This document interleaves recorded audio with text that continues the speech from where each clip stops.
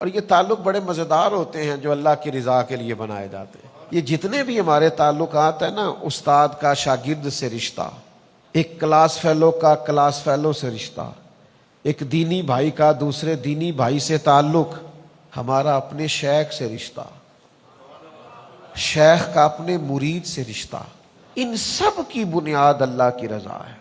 اور نبی پاک علیہ السلام نے فرمایا جو لوگ اللہ کی رضا کے لیے ایک دوسرے سے محبت کرتے رہے نا، قیامت کے دن اعلان ہوگا، قیامت کے دن،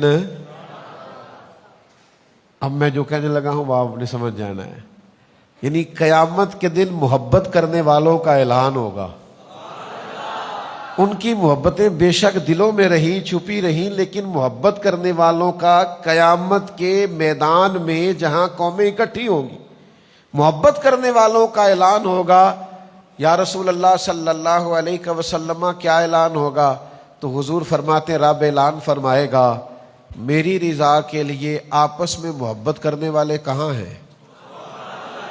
اللہ فرمائے گا آج میرے عرش کے سائے کے علاوہ سایہ کوئی نہیں، جو محض میری رضا کے لیے محبت کرنے والے تھے انہیں آج میں اپنے عرش کا سایہ عطا کروں گا۔ لیکن بنیاد کیا ہونی چاہیے؟ اللہ تعالیٰ کی رضا۔